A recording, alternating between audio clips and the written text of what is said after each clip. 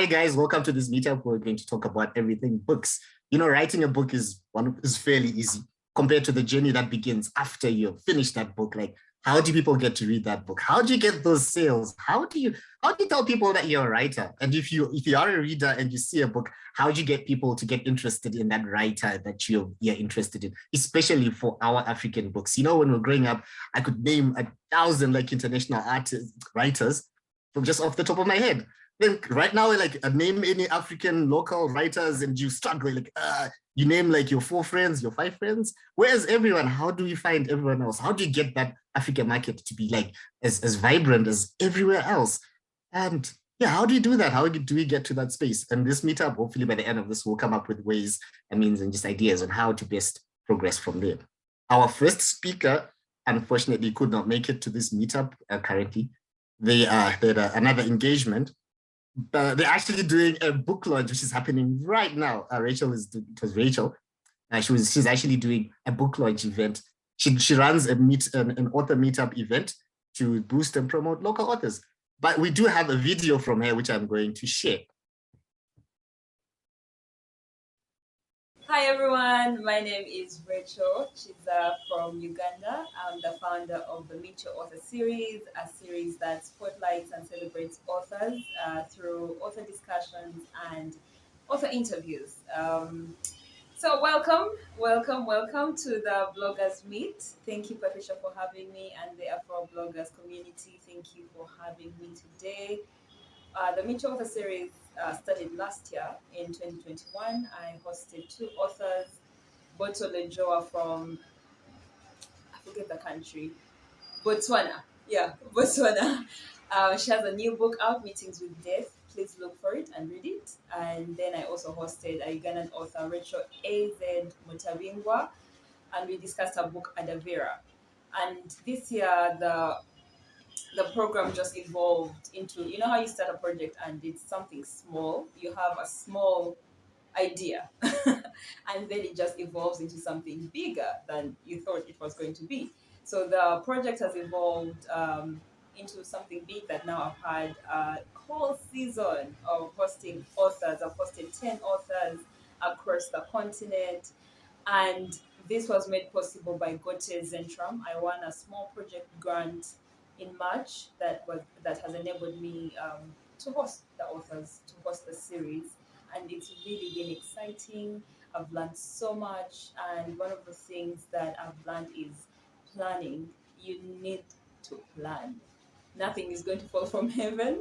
Nothing is going to fall from your friends. You need to plan and then ask for help.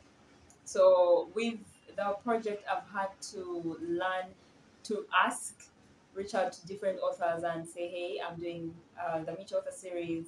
Would you want to be a part of it? And after they say yes, and then I need to schedule them. Then I need to read their books, buy the books, read them. But I've been privileged that some people have reached out before. I've reached out and said, hey, I have my book. Would you like to review it? And I'm like, yeah, you never send it to free books, right?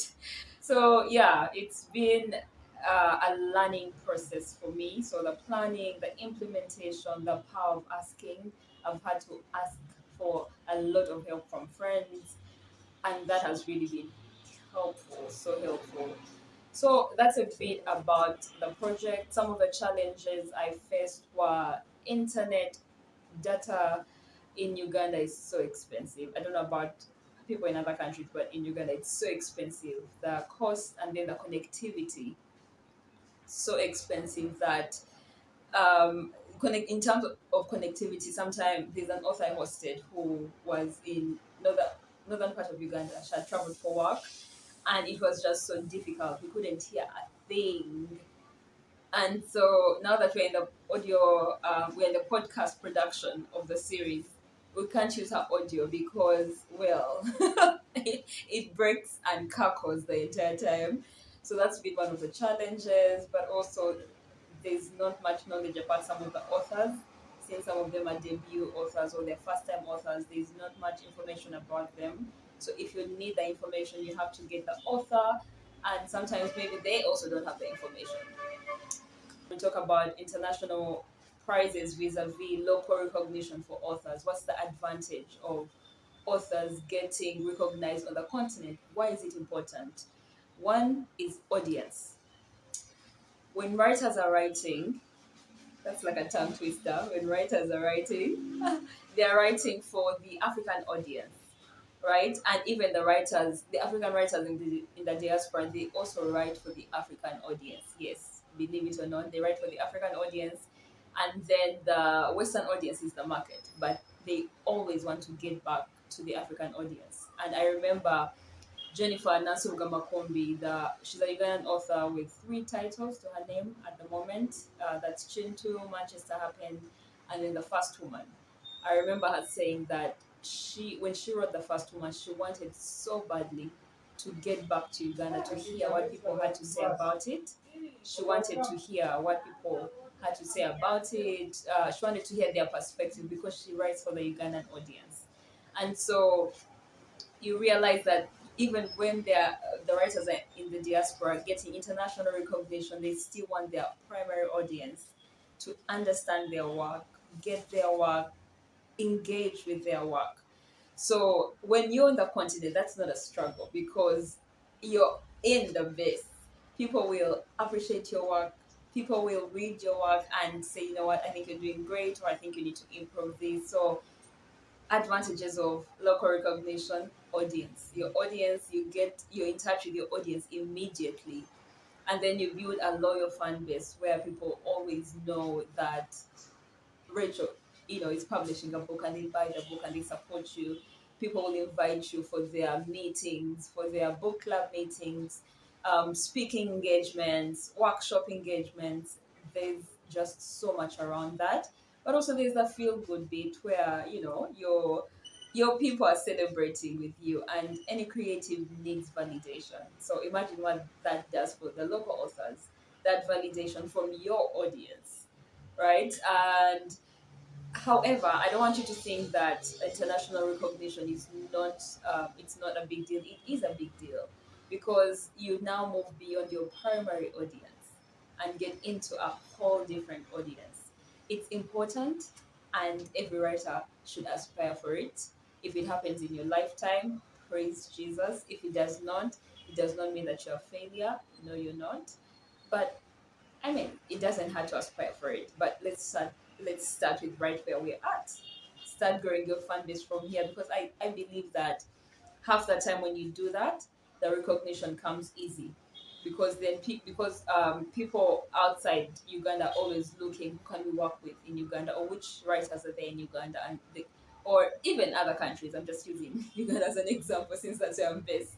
So yeah, that's really those are some of the advantages for local authorship and why it's important. Local authorship and recognition, I really think it's important. I've met so many writers, I think between last year and this year in Uganda, and I'm very happy for them and their work. And now I know them, so it's easy for me to host them, but also it's easy for me to talk to them about other people. Talk to other people about them and tell them, guys, there's this writer who I think you should read. On that note, please read Rachel Ezed Mutabingwa. She has 2 books out now and working on the third book.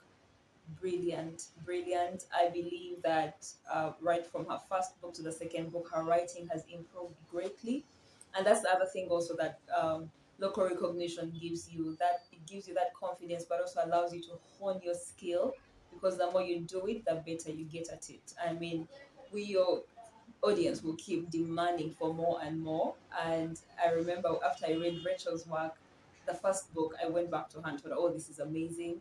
But then I commented on certain things about in the book that I thought could be done better.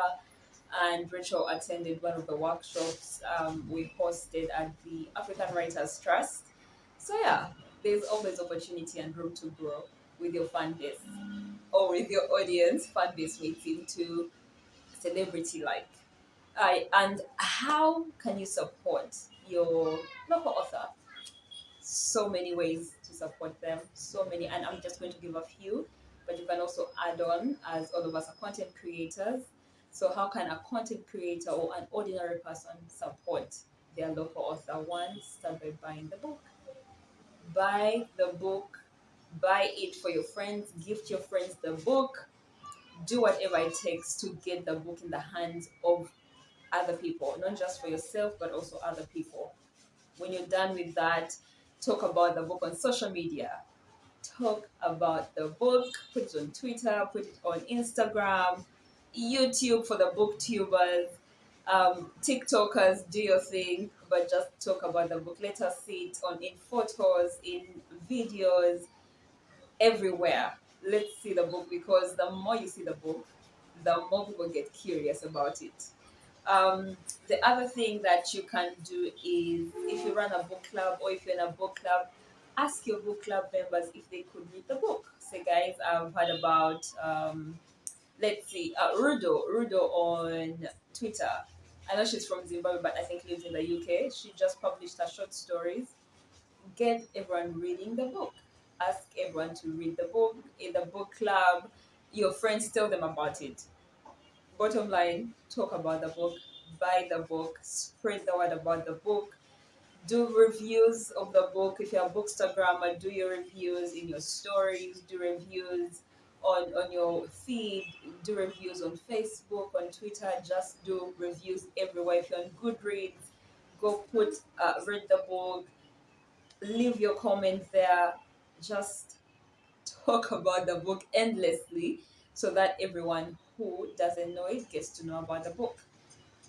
Also, I've mentioned book reviewing. Book reviewing takes on so many formats these days, not just word, but there's video, there's audio.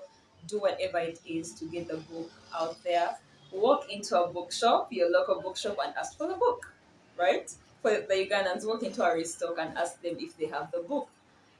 In case they don't, if more than 10 people ask for the book, trust me, that bookshop will think about getting that author, because they'll be like, we've had 10 people walk in and ask for the same book by the same author. You're doing something, right? So make sure you go into your local bookshop and ask for the book. But also, there's the bit of you going to your library, the local library, and ask if they, stock the book. In Uganda, I know that every time a publisher gets their book out, an author, then they have to give a few copies to the National Library. Walk in and ask for the book and say, "Do you have this book?" You might be surprised that they have it, but also you're just putting the author's name in circulation, the author's name and title in circulation. Host, if your local bookstore is active, let them host the author for a Q&A. Yeah, those things actually work. Let them host the author, have interactions. I went somewhere recently and we visited a bookstore, and in the bookstore, they beautiful bookstore for starters, and then they lined up two authors and we interacted with their work, were able to ask questions. Imagine that happening in your local bookstore, and you've given the idea. If you're a podcaster, host the authors on your podcast, or if you don't host a podcast, ask your favorite podcaster if they can host that author. Ask for that author. I hope those have helped. Those not have helped. Those have inspired you, have sparked your mind on what you're supposed to do, uh, in terms of supporting your local author. There's so many, but just keep the book on your timeline. Let's see it here and there. Don't be obvious about it. Subtle, let it be subtle, because that's how marketing works. Let it be subtle. Let's not get tired and think, oh my god, Rachel is always posting about that one book. Not like that. Spread your message across all platforms, across all the platforms. Today you could talk about it on Twitter, share a quote, from the book, or just get talking. I remember the time I was hosting Sunyati from Zimbabwe, and we were discussing what to discuss her book, A Family Affair, which I absolutely love, and you should get that book. One of the things was I was getting quotes from different scenes in her book and posting them and asking questions to get a conversation going, because some of these authors really write about themes that we love, themes that we connect with, that it's easy to put a question out there and you get people, flowing, you get the discussion flowing and people engaging with the author's work. So yeah, that's what you should think about. as I wrap up, one of the things I want to emphasize, or two things that I want to emphasize, is the need for research. It's so important for you to be able to do your research if you're planning to run a project like mine, or you're already doing your thing, or you're a content creator, in as I know many of you are, and you're running just different outfits. It's important that you do your research. And if you're trying to promote a writer, it's important that indeed you do your research about the writer, about their work, read their work, internalize their work, understand their work, and then build content around that, so that you give us a wholesome experience with the person, since you're trying to sell the person. And if you are a writer on the space and you're trying to build your profile, one of the best ways is before you even get to writing the book, because I feel like for me, writing a book is such hard work, which should not be taken lightly. Someone needs to count the cost. Start with writing for online journals. There are so many online journals or online magazines. There are so many right now. Start writing and submit. Try submitting your work to them. There's Loloe, there's Ibua Publishing in Uganda. There is there's so many. The other one I'm forgetting its name, but there's so many that if you type in online journals that accept work on the continent and outside the continent, so many where you have the opportunity to submit your work and get better at your writing craft each and every day. So go ahead and do it. Please do it. And yeah, if you would like me to host, if you know someone and you would like me to host them for the Meet Your Author series, or if you are the author and you would like me to host you for the Meet Your Author series, just get to me at AuthorMeet on Twitter, or at Racheal K29 on Twitter and Instagram. Send a DM and let's talk. So yeah, it's been great sharing my knowledge, but also sharing about my dream, my passion that has now seen the light of day, and I've had people come out and support me in so many ways. And most importantly, thank you, Patricia and British Council and Afrobloggers for inviting me here this afternoon. It's been a pleasure. Thank you. Bye.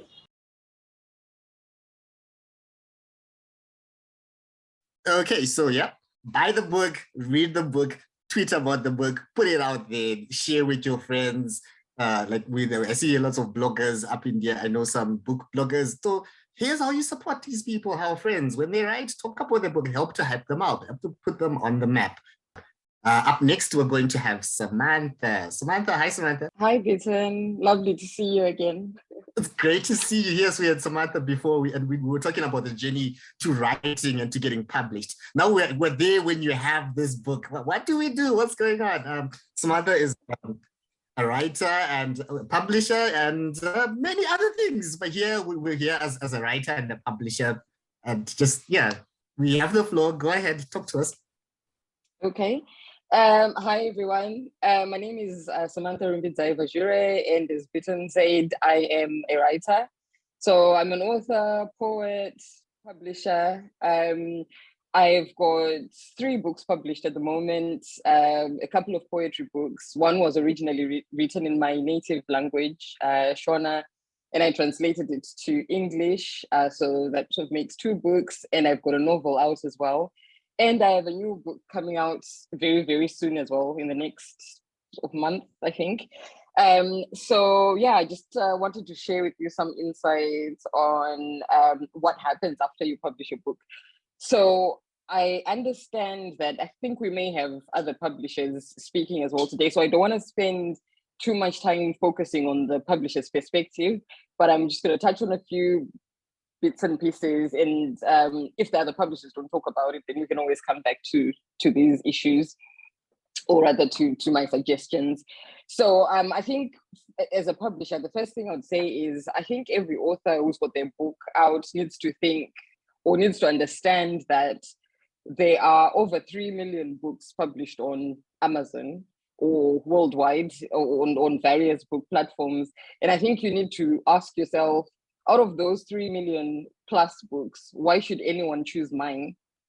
And I think when you sort of ask yourself that question as an author, that should kind of just lead you or trigger you or make you want to market your book so that people can choose your book over other people's books, or choose your book, together with other people's books. So there are various ways of marketing your book. I think the simplest thing is to talk about it. I think there are a lot of people who get their book, they get their books out, and they just have the book on Amazon. They're not on social media. They don't talk about their book. They just kind of hope that some sort of magic will happen and people will just find their book. But that's not how it works.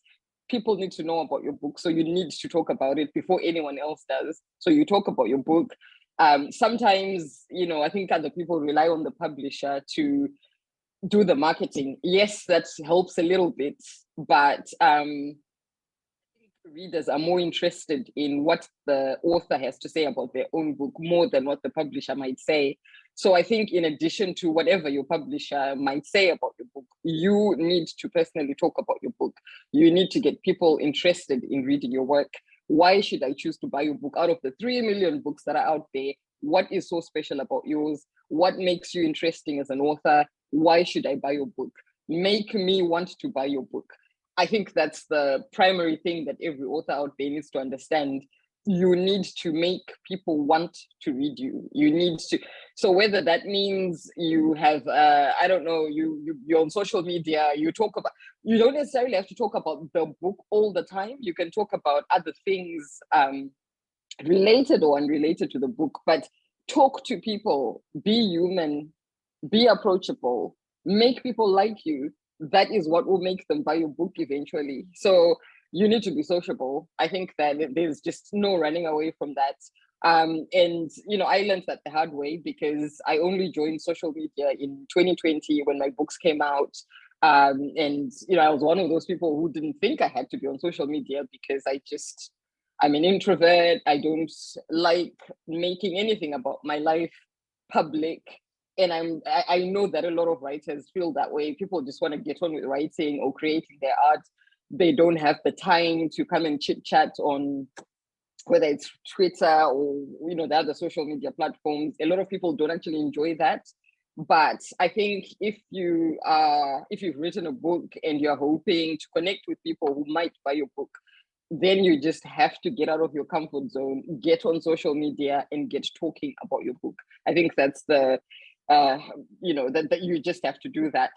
And then, there are other ways of marketing your book, but I'm not going to spend too much time talking about them. You can do readings from your book. You can have a book launch where you maybe get interviewed and talk a bit more about your book. You can get your book reviewed. You can attend interviews. And, as an author, you don't have to wait for people to approach you for interviews. You can go out there and seek them out, go and find people who want to talk to you about your book. I think I'll stop there from the publisher's perspective.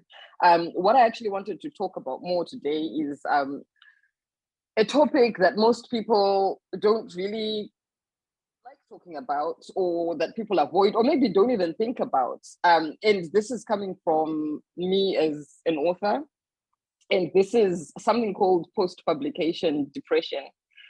So those who follow me on social media will know that I'm a mental health advocate. I'm big on spreading awareness on mental health issues.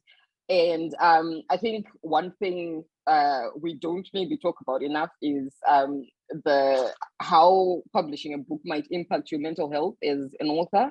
So that's kind of what I want to focus on today. I've got a video on this on my YouTube channel, but my channel is small. It doesn't have that many subscribers, so I'd be surprised if you'd seen this before. So I'm just going to kind of repeat what I spoke about in that video. So basically, once the creative process is quite cathartic, it's healing in itself, and most people write to heal or to get whether their frustrations out or whatever it is they want to get out. But it's a lovely feeling to create a book. It's wonderful to write. And then it's almost like, I like to sort of equate it to maybe carrying a child. You're writing, you've got something to look forward to, a baby's gonna come out, and then suddenly you've given birth and you're thinking, oh gosh, what do I do with this thing? Like, what's gonna happen? So in the same way people may lapse into postnatal depression, there's something called post-publication depression. And this is where your book has come out. and you suddenly feel very sad. It could be that you're overwhelmed or you're exhausted from the editorial process. Editing is very, very difficult, and it gets, you use a lot of energy to perfect your book, and you might just be exhausted when your book comes out. So there's you could be tired, you could be thinking, okay, what next? Or there's so many things that could be happening with you, and that could result in low mood or depression. And I just kind of wanted to talk about that a bit today. So I'll talk about the symptoms, the potential causes, and my suggestions. And I think I need to maybe give a little disclaimer here. I'm not a mental health professional at all. These are just things I researched online and came up with this sort of presentation. So I'm just going to talk through the symptoms, the potential causes, and my suggestions, and hopefully you'll learn a thing or two from that. So the symptoms may include extreme sadness, low energy, anxiety, crying or crying episodes, or feeling teary, irritability, changes in sleeping or eating patterns, lashing out at people or avoiding them altogether. And then there might be excessive behavior, such as repeatedly logging onto book distribution sites to check on reports and books sold. How many royalties have I earned? If I sold a book today? I remember, speaking personally, I remember when my first book came out, I'd be on Amazon thinking, have I sold anything? And of course, if you find that you haven't sold a book, you lapse into further depression because you're thinking, I'm not a good writer, then no one's interested in my work, and you're judging yourself and blah, blah, blah. There's a compulsion to check emails, and there's just so much that could happen because you're struggling to sit still. You're struggling to, you're thinking, what do I do with myself? It just, you could lapse into this sort of, OCD or just obsessive behavior because your book is out. In extreme cases, some symptoms may manifest as physical ailments. So you might start getting abdominal cramps. You might get headaches, muscular pain, insomnia. There's all sorts that could happen. And then the onset of this is typically between 1 week and 1 month following the birth of your book, and this could last for months. But I think if you have an awareness of this, then you've got a good chance to manage all this and maybe even avoid it. Because I think sometimes when you're aware of what might be happening to you, I think you can manage it better. But if you have no idea what's happening and you're just feeling sad, you just don't know what to do with yourself. So, hopefully this will help. And writers are especially susceptible to these symptoms, probably because of their solitary nature and sedentary habits, because a lot of us writers kind of keep to ourselves. Some of us are antisocial even. So when you have not many people to talk about, your book with, you're more susceptible to this. So I'm just gonna jump into the potential causes of these symptoms. So finished writing a book, I think the natural question that pops in your mind is what next? And if you haven't planned ahead, you might not have an answer to this question, and that might trigger the depression. Secondly, a lot of energy goes into writing a book, just like any big project. So when you've expended so much energy and time into a project, then suddenly stop, this might bring on the symptoms. During the writing process, it's likely that we'll suppress anything that might hinder our writing process, be it people, responsibilities, and normal life activities. So when the book is finally out, you're suddenly faced with your reality. You kind of need to catch up with life. And this might be a little overwhelming for a lot of people. And then number 3, writing books exposes our vulnerability. And, readers are likely to judge us as individuals through our writing. So that exposure can be very, very daunting. That comes with a fear of judgment coupled with regrets. You might have a bit of imposter syndrome, thinking, oh, I'm probably not good enough or whatever. So once you hit that publish, button, you suddenly think, what if my book is rubbish? And all sorts of things that might come into your head. And then, there's also a feeling of loss that comes with sending your book into the world. It's almost like, you had this baby inside of you for months or years, depending on how long it took you to write your book. And then suddenly this book is out there and you're sharing it with, the world. And it for some people, it might feel like you've shared too much of yourself with other people. It's, the feeling is also similar to, I don't know if there are people old enough here to have kids who've turned 18, but it's when, your child turns 18 and they suddenly tell you that they're leaving the nest. And as a parent, you're thinking, oh my God, is my child going to be okay? So that feeling can be similar to that as well. There's just a loss that comes with getting your book out there. And then some authors, especially the self-published ones, they'll spend a lot of money on the publishing process. Some spend thousands of dollars or pounds, getting the right editors, the artwork for their covers, book designers, and all sorts. And after all that investment, the book might actually not sell.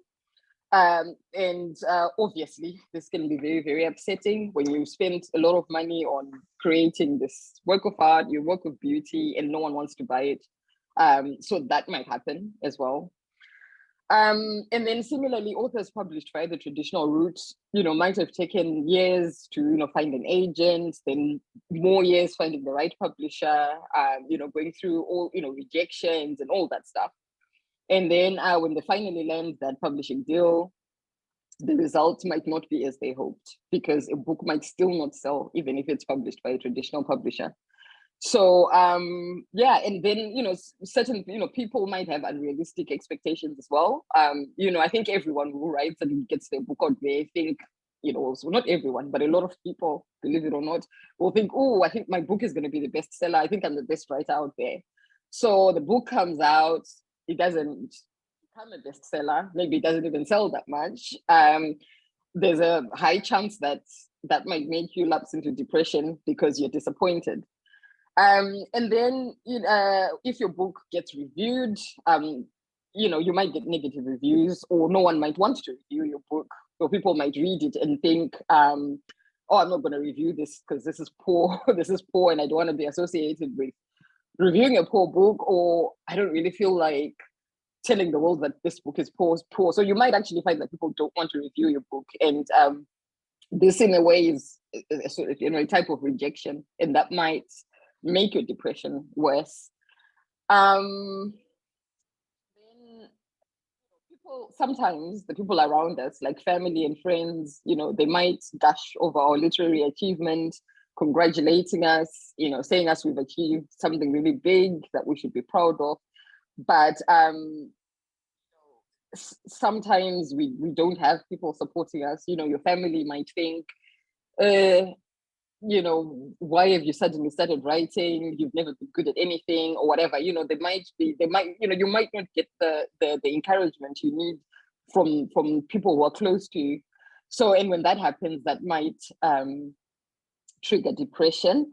But I think, you don't necessarily have to rely on family and friends for that support. I think there's a massive literary community out there, like a writing community, and there are a lot of people out there who can support you if you find yourself in a situation where your family and friends don't want to be associated with your writing. On the opposite end of the family and friends spectrum, there can be a total lack of support. Some cultures still believe that writing is a useless hobby. I know for a fact that in Zimbabwe, for example, being a writer is associated with like Chirombe.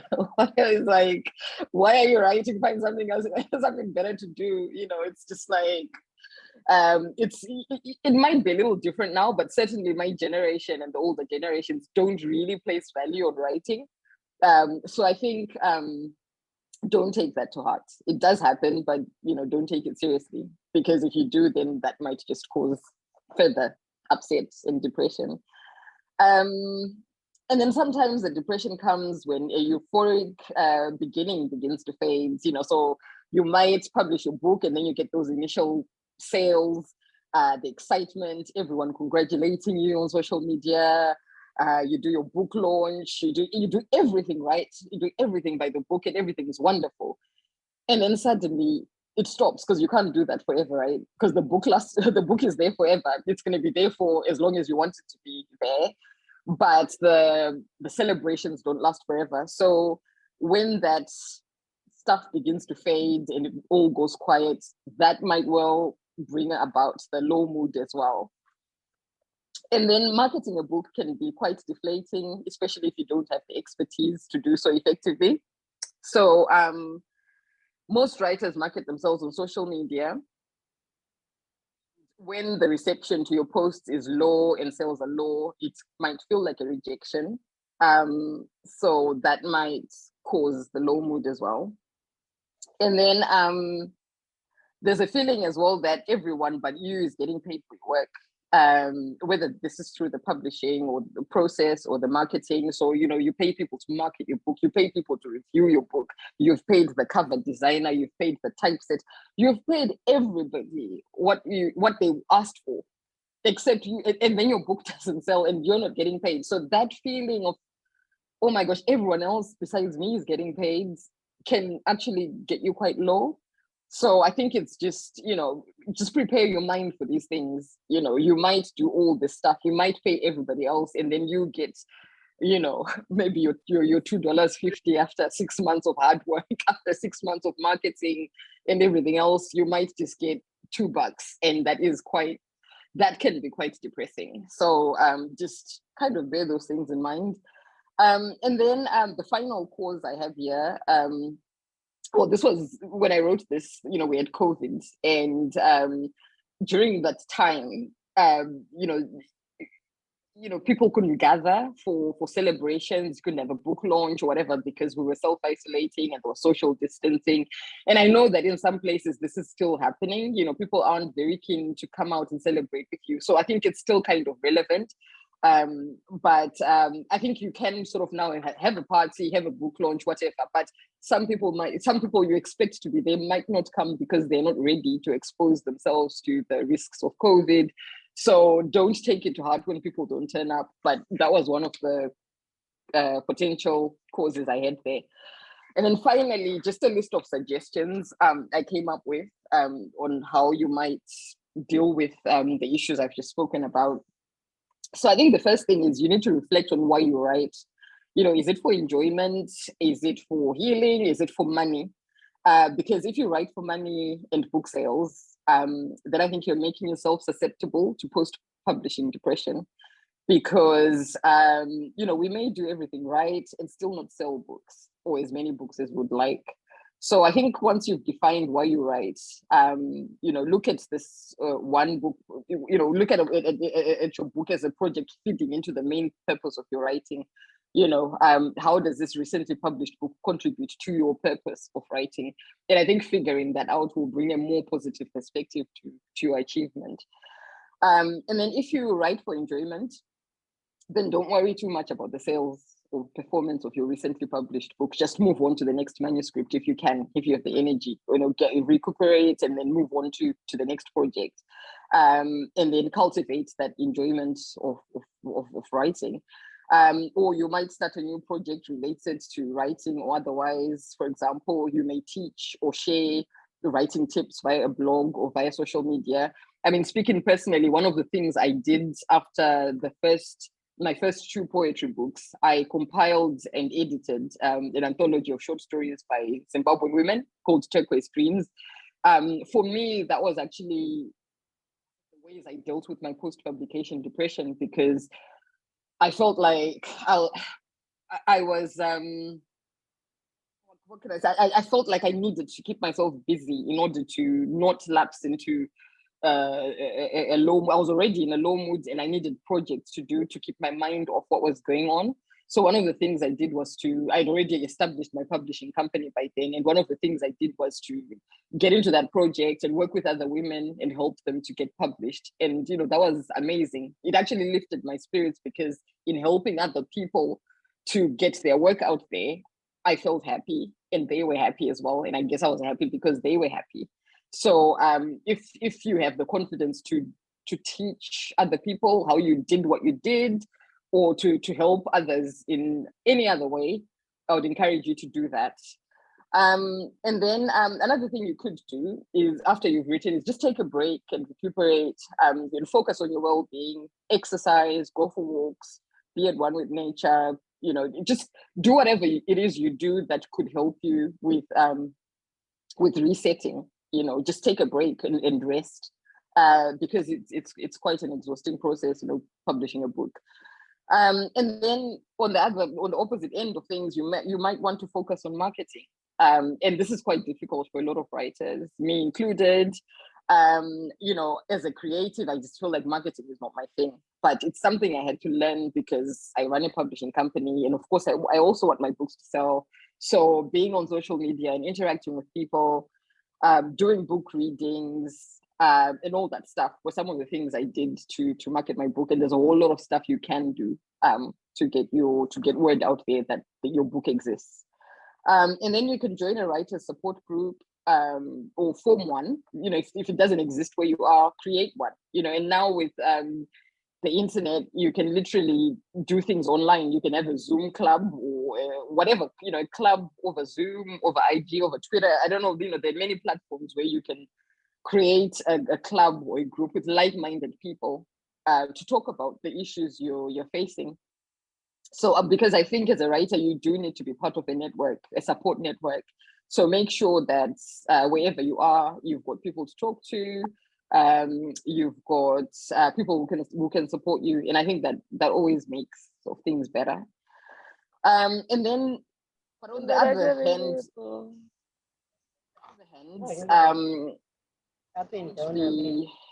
don't be over reliant on the support of others. Like, don't make the support of other people define your success, because if you do that, you're just placing satisfaction of your work in the hands of other people, and that can be unhealthy sometimes.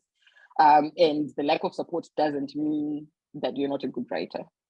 So just remember that. Just be proud of your work and don't place too much reliance on what other people think. And then be aware that success doesn't happen overnight. Even the most famous writers didn't achieve their success overnight. There are people who had to wait for 10, 15 years for their book to become recognized. So just be aware of that.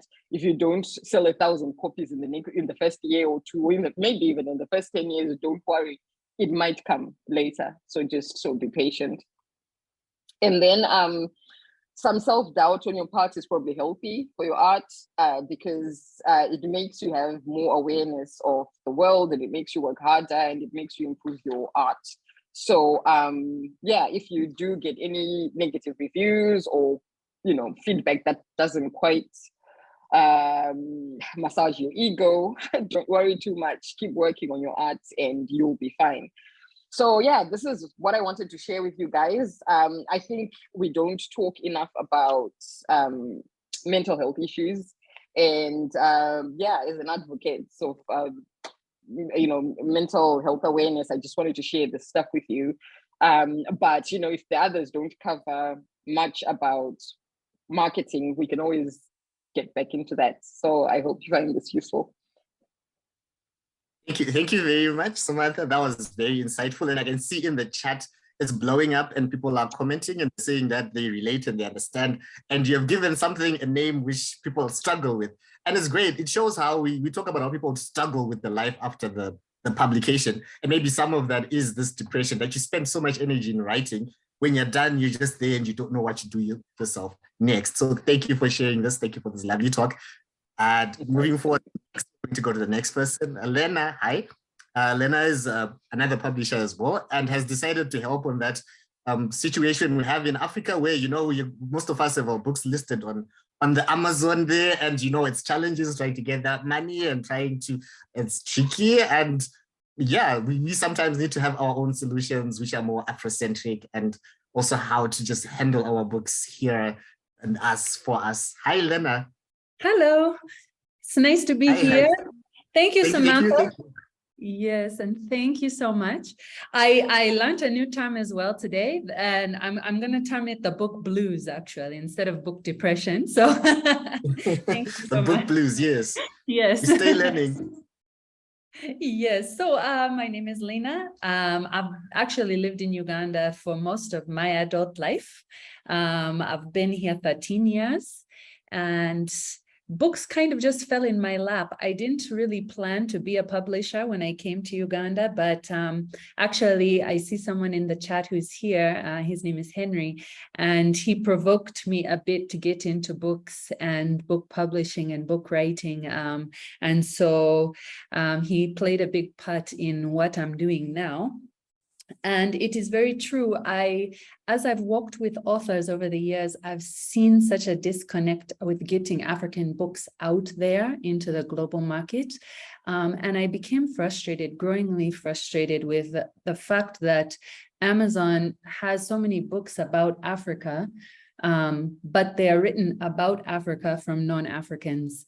And I would get frustrated that there's a book in Nigeria that I want and I couldn't get it, yet we're on the same continent. But I could get a book from a white guy about Africa who wrote about Africa in 1950, and what he wrote wasn't even accurate. And so that disconnect really started bothering me. And so my authors, we'd get them through the print process and we'd have their books printed and they'd start selling print copies. And then the next question always came up, what about Amazon? What about Kindle? And I'm not the kind of person that says I can't do something. And so I really tried to get people on Amazon Kindle, but we realized that Amazon Kindle, one, the security was really lacking when it came to books being stolen off of there. But two, we couldn't get the proceeds to come to African banks because Amazon wasn't paying out royalties to African banks. And so I started looking for solutions, and that's how African Books was born. So I run a publishing company called Leap Publishers, but I also run an ebook platform called africanbooks.com.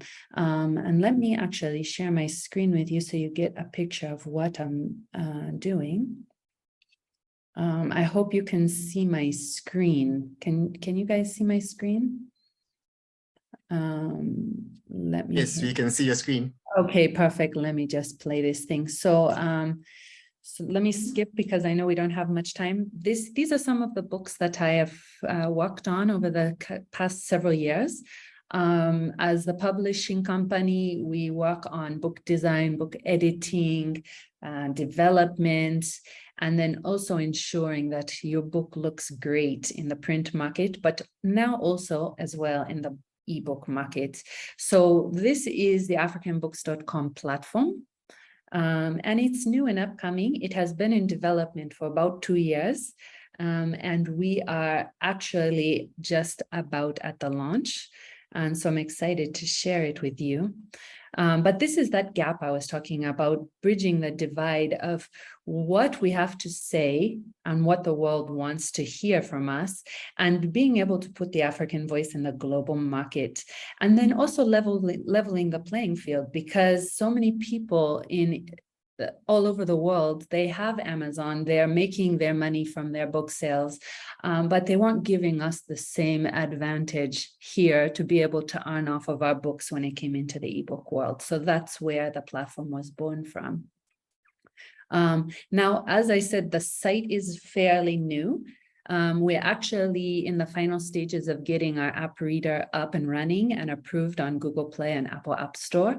And so because the app reader is not yet live, we have not advertised at all, but only to authors and publishers like yourselves, so that we get the site populated with books. So then when we start advertising to our readers, the site has books available. And so currently we have 43 books on our site. And those 43 books are in 20 different genres. We have nonfiction, we have some African novels, we have a variety of things. We even have a Bible there.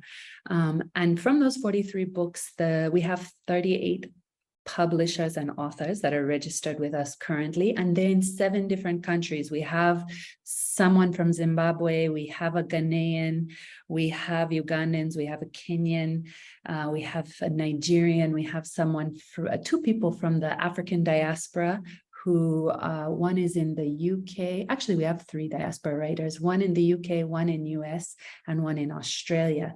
And so we're getting quite a range of people without even having officially started yet. So that's what excites me about this platform.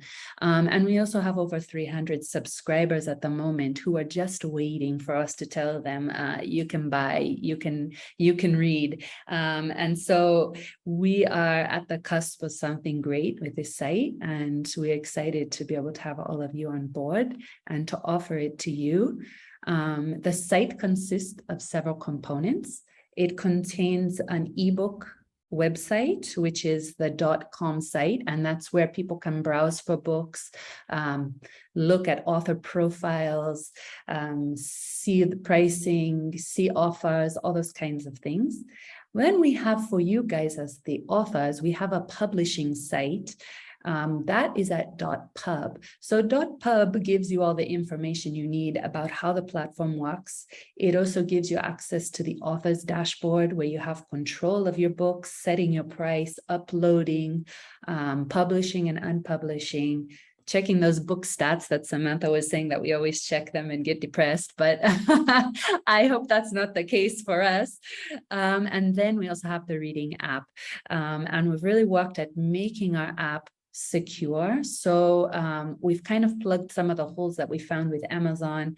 With our reading app, you can't screenshot, you can't copy. So it makes it really, really hard for people to pirate our books. They are limited to only using 2 devices with their user login, so they can't share their user password with everyone in their family to read. So we've kind of plugged some of those holes for you. And one of the things that I want to encourage you as authors of how do you sell and how do you get more for the efforts that you've put in is take control. For our site platform, we gave you full control as an author. You can go in, you can update your manuscript, which is the beauty of ebooks, because I know all of us, we've gotten our print copies and you start reading your copy and you find a spelling error somewhere and you're like, no. But the beauty with ebooks is that the second you find that error, you can correct it and upload an updated manuscript. And as soon as you do it, anyone that has purchased the book gets the updated version without the spelling error. So you can go in and you can make changes. You can track your reviews, track your sales, maybe not so much with what Samantha advised us. Maybe we shouldn't check it all that often. But you can see what people are saying. You can share with others. You can even say, this week I'm giving an offer, and you can give discounts to people. Maybe you want to do a Christmas discount or, you know, a happy birthday to the author discount on your day, and you can take full control of your books from the platform, and you are your best salesperson, you're your best marketer. So I would encourage you as the author to take control and to really maximize your sales. So when people ask me as a publisher, though, how do I make sales?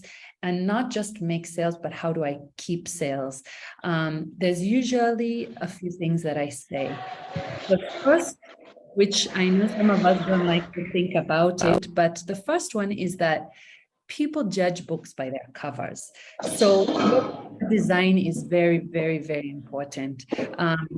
If I were to tell you to spend somewhere, I would tell you to spend on cover design, because even as we sell our ebooks, that's what people see. It's the first thing up front. If your book title or your book cover doesn't captivate the buyer, they're not going to look at the inside sample. And so I would tell you spend on cover design if you can, because it's the number one thing that makes the initial sale. I would also say be careful of overpricing. Sometimes we look at Amazon books and we're like, oh, these books are selling for $12, these books are selling for $15.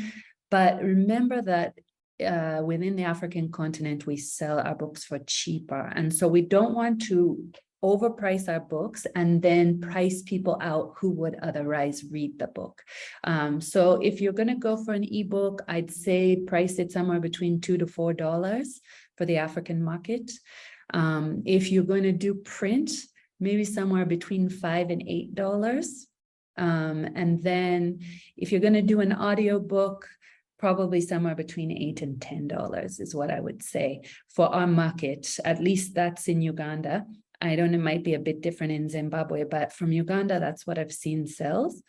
And then the great thing about if you price your book right, and let's say you offer multiple formats, if your book is priced well, people will buy multiple formats. So someone who owns the ebook and loves it will be more apt to go out and also buy the print copy or also buy an audiobook version if you've not overpriced them. So keeping them in correct order when it comes to that, make your ebooks the cheapest, then make your print books the second cheapest, and then audiobooks, because of the cost it has for hiring a voice actor and editing and all that stuff, audiobooks tend to be the most expensive, but they're the most appealing to some of our readers, so you can price those a bit higher. Now, that's to make sales, the initial sales, but to keep sales, you have to ensure that your book is formatted well, that it's edited well, and that you keep your book in front of people. That thing of like constantly being out there as an author. Samantha mentioned always being online, always being on social media, maybe doing book signings or going online and talking about your book, or going to schools and doing book readings. Those are things that are really important to keep your sales moving. No matter how good your cover looks, if when someone opens the book to read it and they find spelling errors or they find very poor formatting, they won't recommend it to other people to buy.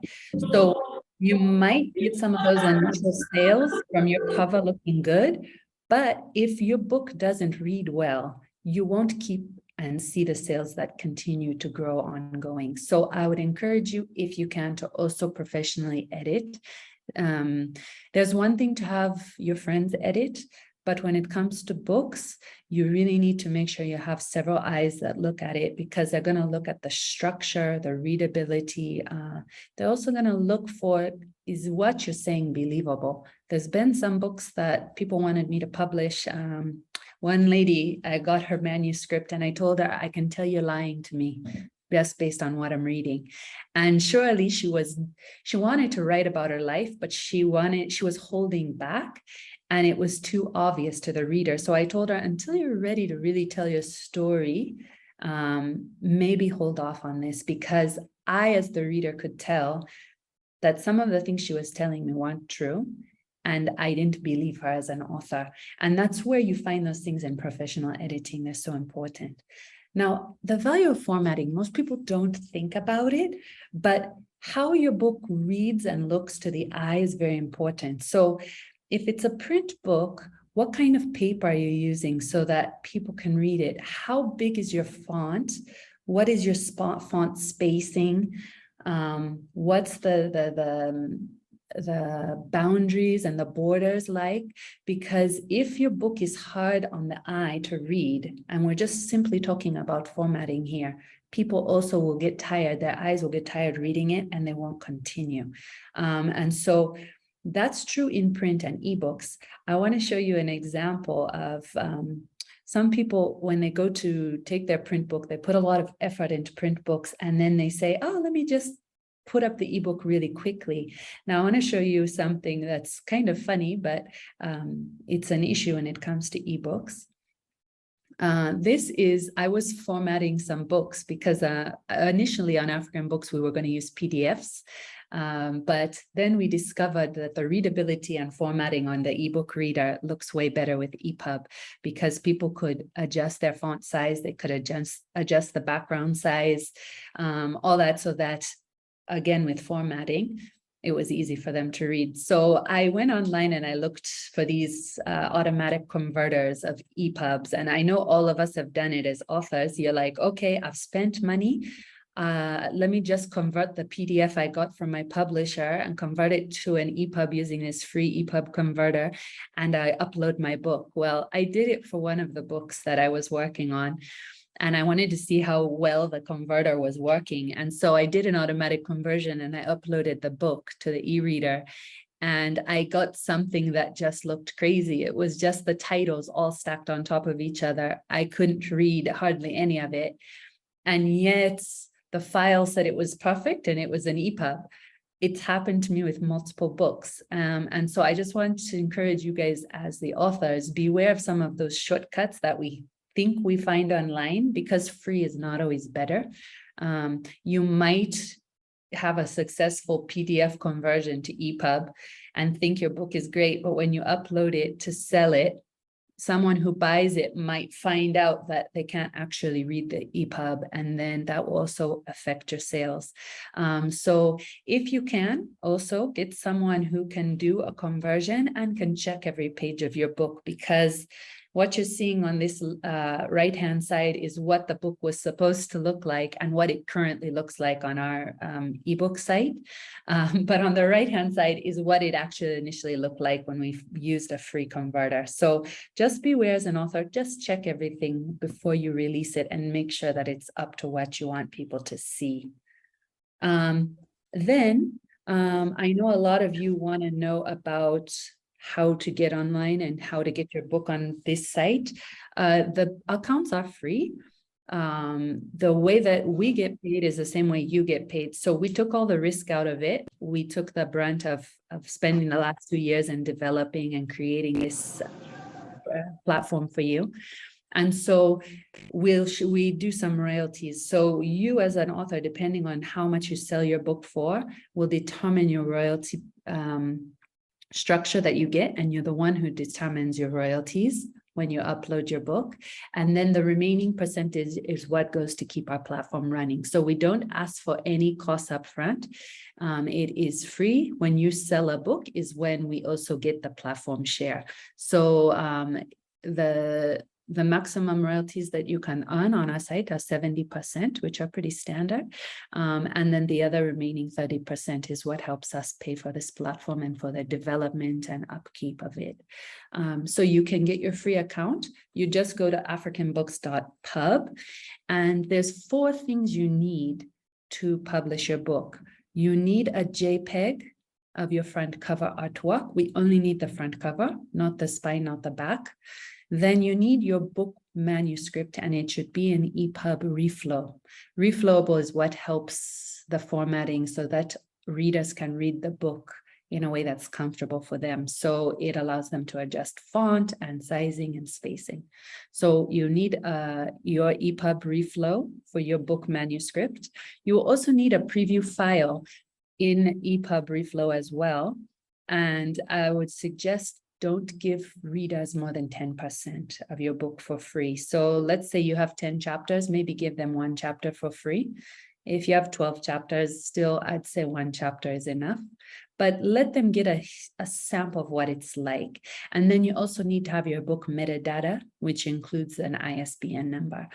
So when you have gathered all of those things, you can go online and just simply fill out the publishing form, and your book can be online and can start selling within as short as 1 hour, I would say. But we usually say give us 24 hours to 48, just in case it's a weekend and no one's working at that time. So it is quite simple and easy. But I think that's what I would recommend for you guys. If you have any questions, I'm available, and you can feel free to ask. But over to you, Afrobloggers. Hi, thank you so much. Up next, we will have our next presenter. I don't see you on the chat. Where are you, Patricia? I'm right here. Hi. How are you doing? Yes, Patricia is like a blogger and an author and a CEO of a company which started from blogging. That never ceases to amaze me. And you have a repertoire of other things that you do. And yeah, thank you for making time for us. So yeah, please, the floor is yours. Thank you very much. Good evening, good afternoon, everyone. So yeah, my name is Patricia Kahill. I am a blogger since I was 12 years old. And recently I released a book last year, which really, guys, I never thought of myself as an author of a book. It was never in my dreams. It never was an aspiration. It was one of those things that people would tell you and be like, never, no. But I got into a space where I was learning to be a good leader, and a good leader in that space, I learned that a leader puts their thoughts in a book, and people should read about them and understand where that leader comes from. I joined, that is the Worship Harvest Leadership Institute, where they take on students to learn how to be leaders, and your main thing to graduate from the school is you have to have a book. So that's how I ended up into writing a book. One of the things that I wanted to share about my journey in the marketing of my book and how it has gone really after a year of publishing, because it came out in November last year, and it's now practically coming to another year of it being out. So my journey as a blogger, I've always been a blogger really, and in the blogging is done that produced my company called Kahill Insights, which is basically a content marketing agency where we create engaging interactive content items for our clients. Now in there, I've been writing long. So writing is a good thing for me. I can write, but putting content into a book was really an issue for me. So earlier in the years, some of you people may remember Joel Nevenda, may he rest in peace. He had given me an idea. He said, Kahill, one of the things that is going to happen for you in the coming future is you're going to write a book about social media. And I'm like, never. I'll put my thoughts on the blog. So when this time came when I needed to write a book, those are the thoughts that came back to me. Writing social media related book, a social media related book. So in the marketing line of what I do as a social media marketeer who is running a company, there are ideas that I had to come out with. What's my strategy for marketing this book that I'm going to write? Before I even wrote the book, when I joined the institute and they said one of the things that you need to do is to write a book. So in my thoughts, I'm not going to write a book that is just going to be for graduation and be done with. I'm going to write a book that speaks into the community that I'm in, the sector that I'm working in, to help motivate other people and grow their marketing skills online. So my first thing was to write a strategy. What is going to be my marketing strategy for my book? What am I going to do when the book is out? Because I knew for sure that the market needed this kind of content. My book is called How to Make Social Media Work for You, The Art of Social Selling. So I knew the market needed that kind of information to help them get into the next level of their marketing online. But I also needed a strategy that could bring this book to them. So I had to come up with a strategy, and my strategy was, who am I targeting? What kind of content do they like to read, or what do they need? Where am I going to find them? Which platforms are they on, online and offline? What content am I going to use to market? There's content to put in the book, but there's also content to market the book. Those are two different things, because you don't want your content in the book to go out for free. You have to find a way to write what you wrote in the book for your marketing strategy. So I had to put that all in a strategy. Then afterwards, I had to identify an editor who is going to edit for me, that understood my story and understood what I was talking about. And I realized that this is something that is good. Since then, I've realized that you have to identify an editor that understands you as a person and also understands the topic you're talking about. My editor was David, and David understood my journey because we've been working together all through blogging and all these things. So when I gave him my manuscript, it was more of like, Kahill, this is actually your story. So he had to edit it in the line that he has also seen me grow. The other thing was also identify, am I going to market using, because the ideas of create your own website of the book, let it have its own website so people can buy from there. But I had a website already. I have a company website and I also have a personal website. So in myself, I said, I'm not going to open up a website, but for some, it's advisable if you don't have, and you're just writing a book now, but you don't have any presence online yet, you can come up with a website for your book. So for me, I created a page on my website. And the pages were mainly just to know where to buy the book from. Who do you want to get? Where do you want to get the book from? How can they, what is the information in the book? That is what I did and created a page on the website. Also, I identified who did I want to collaborate with, as in bookstores. Did I want to use online bookstores or offline traditional bookstores? I had a hurdle, which I still have right now. That's why my book is not in any of the traditional bookstores in Kampala right now, as my topic of discussion was not relating to what these bookstores want in their bookshops. So I've not had my book in there, but it was on my strategy to have a bookstore, a normal bookstore where my book can go. So I went online and identified where to put my books. So my Hira books became my place. They became home because they were easy for me to go in. And in there, you also have to know something. As Mirembe shared earlier about your, I would call it what? Your IBN and then your back-end information about the author. What you say about yourself needs also to be on those platforms where you go for, let me say, your web page or your, I would say, collaboration sites, which is now for me would be my Hira books. I had to write a compelling article about my book and about me, the author, that they can put up that motivates people to buy the book. And in there, some of the things you need to talk about when you're selling your book online is what is the problem that your book is trying to solve, or what is that new information your book is bringing in, or what highlight, what story, what purpose, what contribution is it going to do for someone? So what are you I'm going to say, what are you solving with the book? For me, it was solving a problem in the social media marketing space.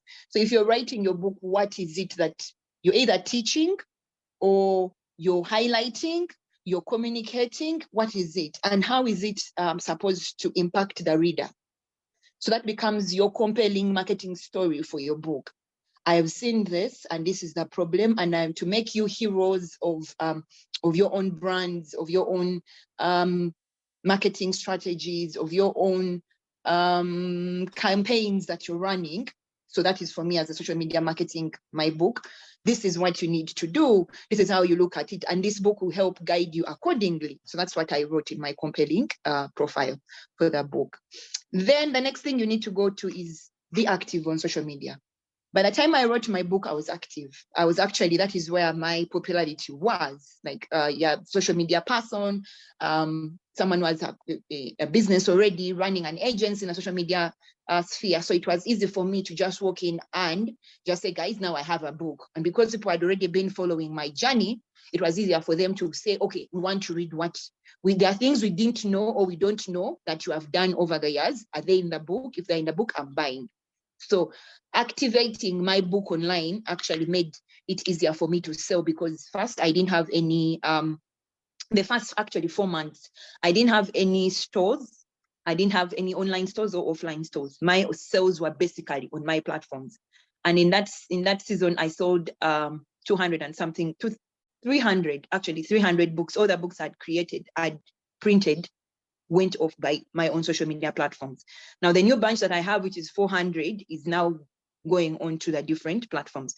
So the social media platforms helped me to speak into the people who have already been following my story, who had already known me. But for someone who is not yet known, and also because the topic I was speaking about was already related to me, it became easier for them to buy the book or become easier to market. But for someone who is writing a different story, which was the idea I had also, like I reached a point when I was writing that book and I was like, you know what, it doesn't make sense anymore. I'm going to change this topic. Let me change and get to a new book. So my editor, David, was like, if you change and write a new thing, you're going to be reintroducing yourself on a topic that people don't know about. If you want to break into the book industry or book author writing industry, you need to come with something that people already have reality knowledge about you, that they know something that they can follow through. That was his advice for me. So that's when I dropped the other topic that I wanted to come with and then continued on one that is known. So it's the same thing when you're writing. What is it that you're known about? What is it that if someone who you grew up with read that story will actually say, yeah, I know her for that. Because sometimes that is mainly if you're writing either something that is related to a biography or skilling or a story that comes back to your own story, things like that. If you're writing a story that is traditional, you also need to have backup of saying you are there. You can't be writing about, let me say, Idi Amin's story for Uganda as a president, if you don't have reference of where you're getting your information from. So things like that also add volume to your book. The other ones is establish keywords. So now if you're using your website, you've created a website for your book, or you're using your blog to market your book, you need to establish your keywords for your search engine. What are those words that are going to be, if someone puts them in a search engine, they can automatically come to your book? I realized recently that my book has, there are very many people who have the same title, like my book online and mainly on Amazon, where I posted it earlier. And that meant when people are searching, the one who has more hits is going to come up before me. And I realized I'm on the third page of Google because of that. So now I'm working towards changing my search engine words for that book, and also thinking of removing it from Amazon and then uploading it on Squidbid, where people can actually read it directly from there.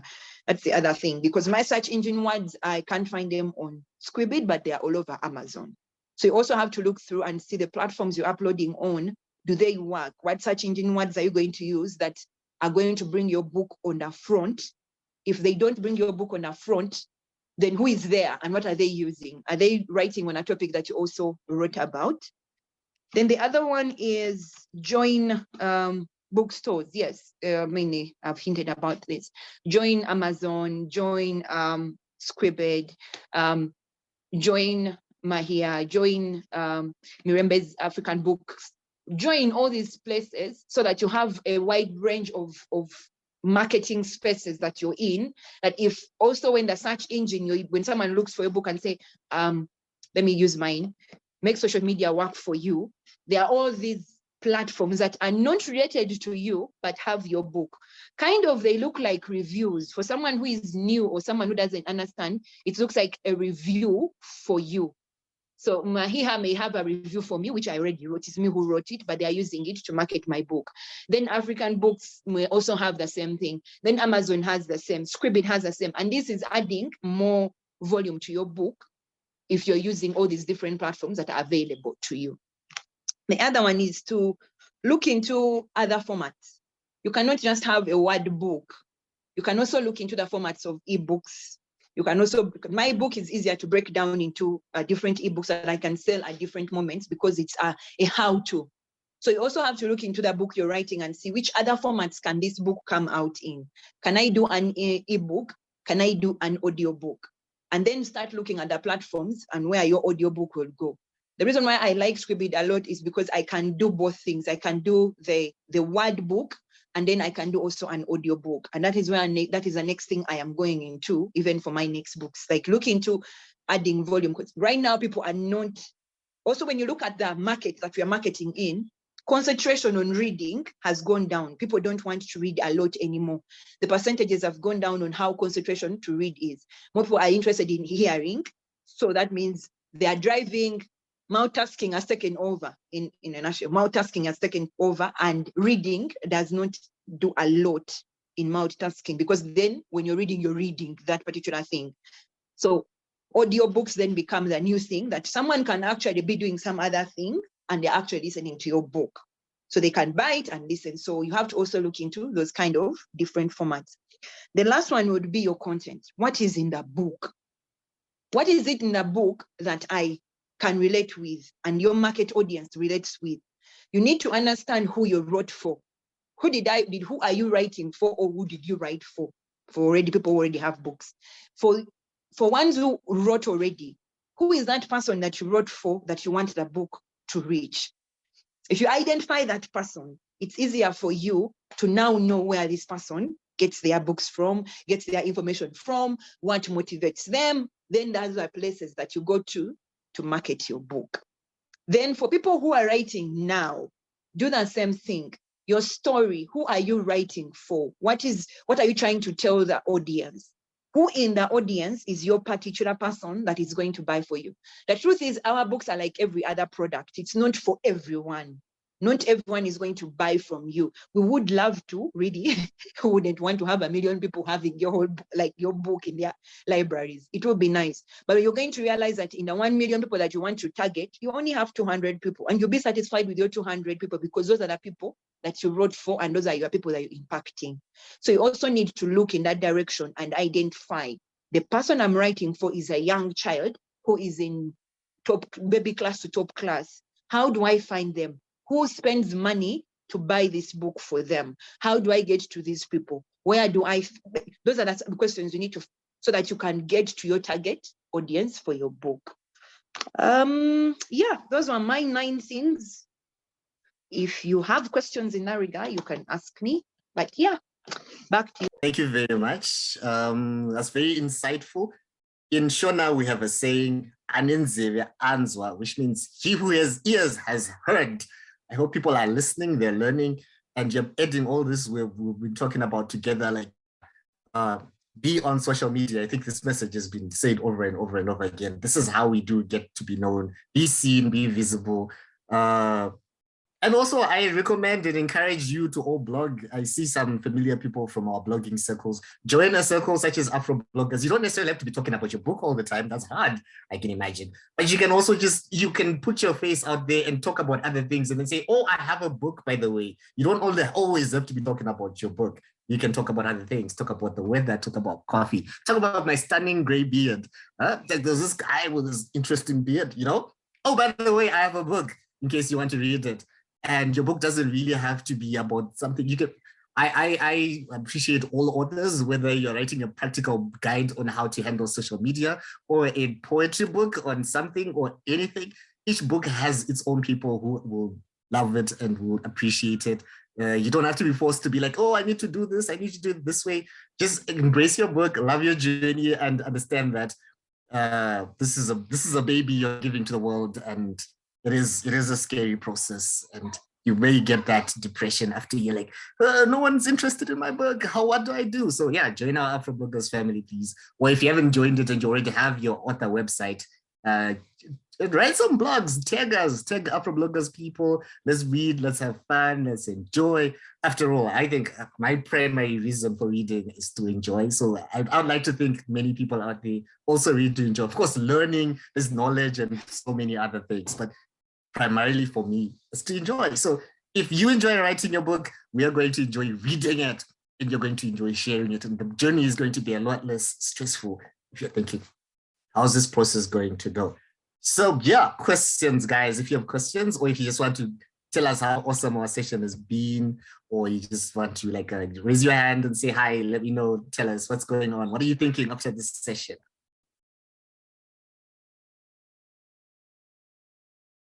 Everyone's silent. I like it. As people say, if everyone's just silent after something's finished, and it's so profound, you're all like, wow, you have to digest, or you understood nothing at all. I'm going to go with the one which I like, and like, yeah, you're digesting, you're like, these guys know what they're talking about, and this thing has just made your life better. When we check up on you from Monday, we're going to see some changes which you're going to start instituting, like, yeah, where's your book now in your bio on social media? You've started that blog. You've linked your blog with Afrobloggers. You can share it in there, and you can share with us. We just go and we learn and we move. So yeah, someone say something. Okay, I have 3 questions actually to all the 3 ladies. Yes. So I have, to Samantha, the first one is the post-publication depression. How do you get out of it? Because I think I'm in that place where I don't even want to look at the book. I don't want to know about it. Yeah, I'm in that kind of place. How do you get out of that? Then to Lena, my question is about African books. What platforms, is that the right word? Like, how do I get my money through African books? Yes, I'm in Uganda, but let's say someone is in Nigeria or in Zimbabwe, and you say that for Amazon, it's difficult to get your money into the African banks. Do you have some kind of financial payment system that allows this to happen. Then to Patricia, social media. I don't even know. I don't know. I fail to understand this whole thing. So like for someone who, okay, I'll give an example of myself. I consider myself a private person. I think so. Like you will not see me posting questions here, left, right, and center, or pictures of myself. So I'm wondering how do I keep myself as an author private and yet public? I don't even know if that makes sense. Like, where is the line? Do we have to share everything? Yeah, anyway, I don't know. Over to you, ladies. Okay, can I take the last question? Patricia, we've been friends for how long? How many things do you know about me? When you say it like that. I'm taking it like that. You see what I mean? But you know everything about my book. But how many things do you know about me? Few. Thank you. So the idea here is you don't have to come and sell yourself, like you bring everything about you on the platforms. It's more of being there and not being there. Like when there's a conversation that is happening that relates to you, that relates to either your topic of discussion or relates to something that you're interested in, you come and share your views, walk away. Come in one day and share about the rain, walk away. You can share about the food you're eating if you want and walk away. It's not like every day, everything, how you slept, how you showered, how you dressed today, how your dog did what. No. It's more of the audience that you have. What are they interested in? The people that are following you, what are they interested in? They want to know just small things, some small things about you. And then you can come in and say, you guys, I wrote a book and this is my book. This is what it says. Those are the people that are going to buy from you because they have been following your story in small. You're not giving them 100%. You're giving them like what? 40% of your life. Actually, that is the truth.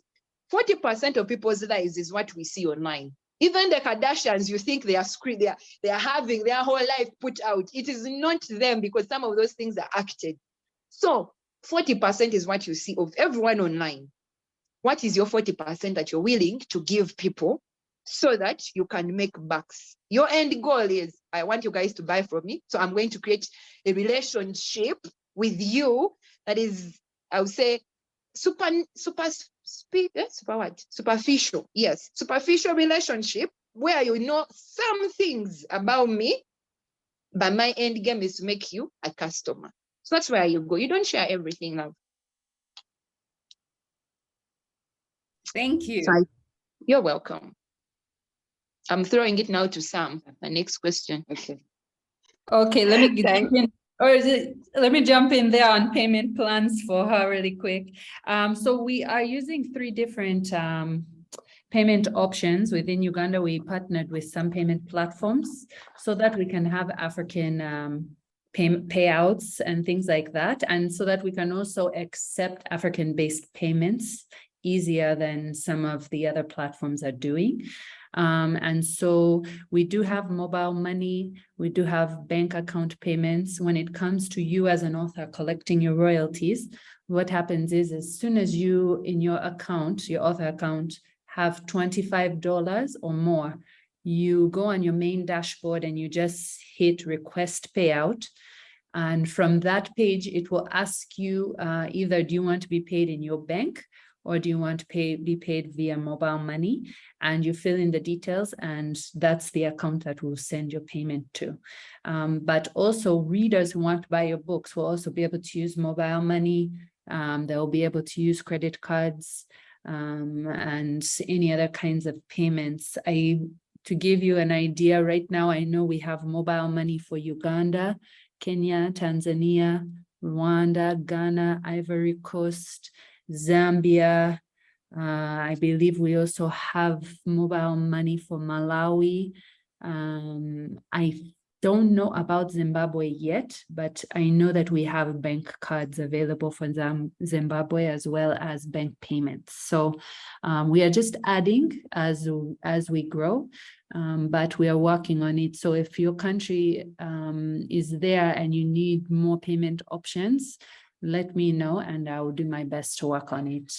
Okay. The other question I think was how to get out of post-publishing depression. Well, I'm not really a professional at this, but I can only make suggestions. And I think the most important thing is to try and identify the cause. Like, what do you think is causing your anxiety or your depression or your low mood? Is it the low sales? Is it negative feedback? Is it restlessness? Is it exhaustion? What do you think is causing whatever you're going through? And I think once you identify where the problem is coming from or what the problem is, then you can come up with ideas on how to counter the issue. So, for example, if you're feeling restless because you've been so busy writing your book over the last few years and suddenly you feel like you've got nothing to do, but you've got too much energy. Like, what do I do with myself? I've got all this energy and there's no book to write. Maybe you can start writing another book. If it's maybe, let's say, low sales or whatever, again, think of what you could do to try and get more sales. If you haven't been talking about the book, if you haven't been marketing it, if it hasn't been reviewed before, get it to reviewers, get onto a social media platform and talk about your book. And sometimes as well, I don't know how far into your book journey you are. I don't know when it was published or whatever, but let's say it's already been published and maybe not many people are talking about it. You can try starting with friends and family, because word of mouth is very effective. So it could be work, it could be colleagues from work, it could be friends, it could be family, if they're willing to participate. Give free copies if you have to, just to get that talking going, because once people start hearing about the book, they will hopefully become interested in buying it. So get people talking about the book, do whatever it takes. If you can afford to give free copies away, give a few free copies to people so that they can post the book on social media and say, hey, I've got this new book, have you heard about it? Talk about what, and they can talk about what's inside the book. And that might be the thing that gets the sales going. There's so many things you could do. There's so many ways of getting the book going. So going back to the question, how do you get out of it? I think the best thing is to try and find out what exactly is causing what you're feeling. And sometimes I'm not saying it's easy to identify the cause. Sometimes it's very difficult. You might actually not know what's causing it, but I think just try to just see it as a mental health issue, classify it as a mental health issue, and then think about the things you could do to make things better. Shall I take a walk to try and get my mind off things? Shall I meditate? Shall I spoil myself? I haven't really treated myself to anything in a while. I'm going to take myself out for a coffee or tea or a meal with friends. Just do other things. Try to think of, you could actually even Google, what to do to get myself out of a slump or a low mood or whatever. There's so many resources out there. I mean, I use Google every single day for my research, for writing, for if I feel a certain way and I think, gosh, I've run out of ideas, I don't really know how to get out of this. Sometimes you just Google it and you find the answers there. Sometimes what you get there works. Sometimes it doesn't work. Speak to people, speak to like-minded people. Like I mentioned before, if you can be part of a group of like-minded people, you'll be surprised. Just like what we did today, we're authors here, we're people who are into writing, we're into literature, and we're talking about these things. You've actually found someone who spoke about something you're going through. So it helps to be part of these groups. So if you could find maybe more groups, of people, like-minded people who talk about these things, whether it's on, I don't know, Facebook or Twitter or wherever else people meet to talk about these things. And if they're not there, maybe start your own thing, go out there and say to people, I want to talk about the mental health issues related to writing. Let's start a little group. And talk about these things on a monthly basis or on a weekly basis. And you'll be surprised at the number of people who might be interested in joining such a group, because, sometimes we might not want to or like to admit it, but a lot of people actually write to feel better and to heal, because a lot of people have mental health issues. Some people have intergenerational trauma, some people are just anxious, some people have stressful jobs.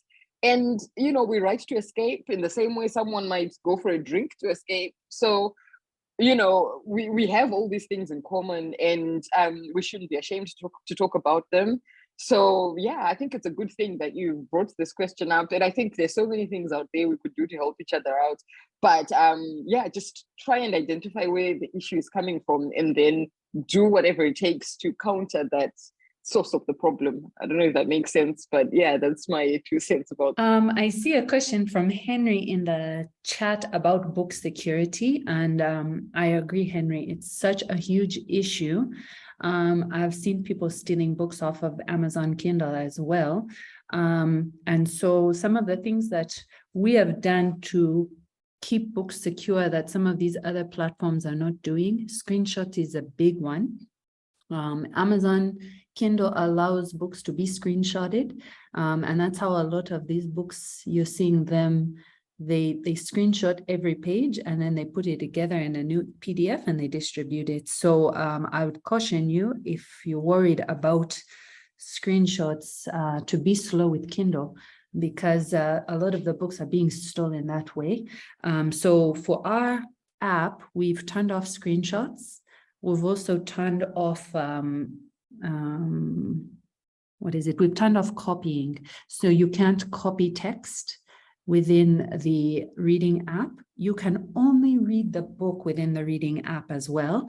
So whether that app be installed on your cell phone or on your tablet, but we turned off the ability to read the book on a computer, because computer screens is also a very infamous way that books are being stolen. With a computer screen, you can't turn off screenshots, nor can you turn off copying. So Kindle books are also stolen off of computer readers. So there's no option to read on a computer with African books. It's only on the app through the phone or the tablet. We also limited the devices to only 2 devices. That ensures that someone can maybe put their app on their phone and their tablet. But if they try and log in to more than 2 devices, they'll be restricted and they won't be able to see their library. So that's another way we've done it. We've also really gone into the EPUB format versus PDF. That way, when someone looks at an EPUB file, you can see that EPUB, it looks like a string of HTML, like your code would for a website. It's much harder if someone gets a hold of an EPUB file for them to try and take it to a printer, because they're going to have HTML code rather than a book text. So that's something that we liked about using EPUBs. Another thing we did, we separated the way that we store our books in our database. So you notice we ask you for 2 separate files. We ask you for a full manuscript file as well as a sample file. Kindle puts them together. So they pull out the sample from within your full manuscript.